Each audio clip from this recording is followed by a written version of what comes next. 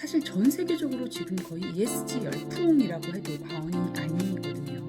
재무 지표처럼 비재무 지표도 한눈에 볼 수 있도록 표준화하는 작업이 여기저기에서 벌어지고 있어요. 안녕하세요. 오늘은 다보스 포럼 이야기부터 시작할까 해요. 다보스 포럼 아시죠? 매년 1월 스위스 다보스에서 열리는 세계 경제 포럼을 말합니다. 다보스에서 열린다고 해서 다보스 포럼이라고 하고요. 글로벌 정재계 유명 인사들은 다 모이는 자리죠. 올해도 트럼프 대통령, 메르켈 독일 총리, 트리도 캐나다 총리, 빌 게이츠 회장 등 3천여 명이 참석을 했다고 해요. 올해 1월에 열린 이 포럼의 주제가 뭔지 혹시 아시나요? 바로 이해관계자 자본주의, 기후변화, 또 지속가능성 이런 부분이었어요. 다보스 포럼에서는 매년 글로벌 5개의 부문에 걸쳐서 리스크를 파악을 해요. 근데 올해 발생 가능성이 가장 높은 리스크 중에서 탑 5가 바로 기후변화에 관련된 이슈였어요. 그래서 CEO들은 이제 이 기후변화 문제가 기업의 실적에 실질적으로 영향을 미치는 리스크 요소라는 것을 점점 깨닫기 시작한 거죠. 그래서 올해 140명의 CEO들이 이제 기업의 핵심 ESG, 환경, 사회, 지배구조, 이 ESG에 대한 측정 기준, 그리고 비교 가능하고 일관된 공시 양식이 필요하다라는 것에 대해서 지지 성명을 내었어요. 그래서 1월에 WEF 주도로 만들어져서 4개의 회계기관, 글로벌 회계기관이 힘을 합쳐서 6개월 동안 작업을 해서 최근에 보고서가 하나 나왔습니다. 이 보고서 제목이요, 이해관계자 자본주의 측정하기라는 거예요.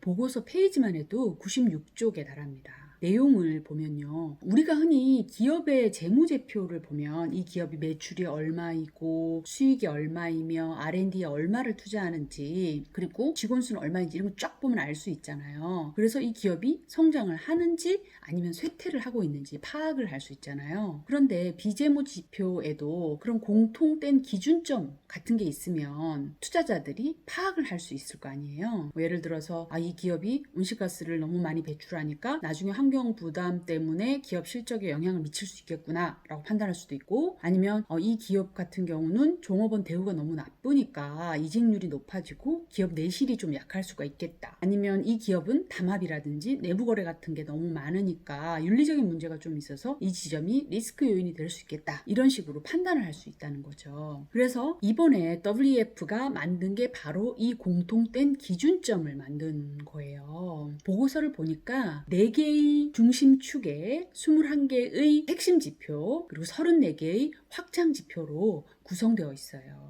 저희가 34개까지 전부 다 볼 수는 없고요. 4개의 축 안에 있는 21개의 핵심 지표만 잠깐 말씀드릴게요. 우선 4P, 4P라고 보시면 돼요. 먼저 지배구조 원칙이에요. 지배구조에 대한 건데요. 기업의 목적이 주주뿐만 아니라 이해관계자들에게 가치를 창출하는지 설명이 되어 있는지, 그리고 지배구조가 ESG에 관한 경쟁력이 있다든지 독립적인지, 그리고 이해관계자들이 기업에 영향을 주는 어떤 중대성 이슈에 대해서 관여를 하고 있는지, 반부패와 같은 윤리적인 문제가 없는지, 얼마나 발생하는지, 그리고 이런 윤리적인 문제가 있을 때 내부나 외부 보고 메커니즘이 어떻게 되어 있는지, 이런 것들이 쭉 보이고요. 그 다음에 지구에 대한 부분은요, 온실가스 배출을 얼마나 하는지, 그리고 TCFD라고 하죠, 기후정보에 관련된 정보 공개 태스크포스, 이것을 실행을 하고 있는지, 그리고 자연 손실에 대해서 토지나 생태 민감성이 있는지, 물 이용, 이런 부분들이 포함되어 있고요. 그 다음 people, 사람에 대한 것은 직원에 대한 내용들이 많습니다. 직원들의 연령, 성별 이런 부분에 있어서 인종, 다양성이 보장되어 있는지, 임금이 평등한지, 남녀 임금 격차가 높지는 않은지, 그리고 보수 수준, CEO 대 직원 간 임금 격차 이런 부분들, 그리고 공급망 안에서 아동이나 강제노동 그런 이슈들, 그리고 산업재해율, 건강과 웰빙의 산업재해율, 그리고 미래를 위한 기술이라고 해서 종업원들, 직원들에 대한 교육훈련 시간이나 금액이 어느 정도 되는지,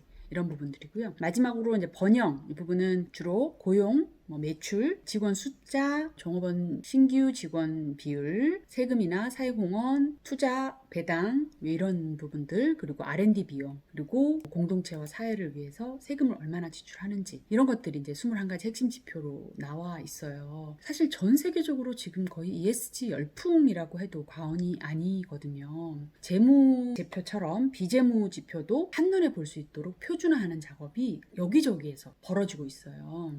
최근에는 GRI나 SASB와 같은 글로벌하게 지속가능 보고서 이런 공시 프레임워크를 만드는 대형 기관 5곳이 함께 공동으로 작업하겠다 라는 그런 발표를 하기도 했어요. 그리고 국제회계기준이라고 있는데요. 이걸 만드는 국제회계기준위원회에서도 최근에 국제회계기준의 지속가능성, 이 ESG 요소를 포함시켜서 작업을 할 것이고 이 공개 초안이 내년 초에 발표된다 라고 발표를 했어요. 유럽연합 EU죠. EU는 2018년에 이미 종업원 500명 이상 그리고 자산총액 2천만 유로, 순매출 4천만 유로 이상의 기업들에 대해서 비재무 지표에 대한 공시를 의무화했거든요. 그것을 이제 내년에 또 개정된 공시에 대한 내용이 발표되기 때문에 이 부분이 또 어떻게 바뀔지에 대해서도 기업들이 촉각을 곤두세우고 있습니다. 이런 흐름이 나오는 이유는 이제 눈에 보이는 기업 실적만이 아니라 결국 지금까지 기업이 외부화시켜왔던 다양한 문제들이 결국은 기업한테 부담으로 올 수밖에 없다라는 것을 깨달은 게 아닌가 싶습니다. 사실 온실가스나 플라스틱 같은 이제 문제들도 사실 기업이 가격 경쟁력만을 생각하느라고 10년, 20년 후를 바라보지 않았던 것 때문에 생긴 문제잖아요. 지구 2배만큼의 에너지를 쓰고 쓰레기를 버려놓고 지구가 멀쩡하리라고 생각하는 것 자체가 어떻게 보면 좀 이기적인 거 아닌가라는 생각도 듭니다. 시험이 코앞에 닥치자 벼락치기를 하는 것처럼 이제 발등에 불이 떨어지자 기업들이 모두 벼락치기로 대응을 하고 있는 것 아닌가 싶은 생각도 들기도 해요. 어찌됐든 이런 점에서 기업의 ESG에 대한 전략, 중요성은 앞으로 더 커지지 않을까 싶습니다. 오늘 여기까지 하겠습니다. 감사합니다.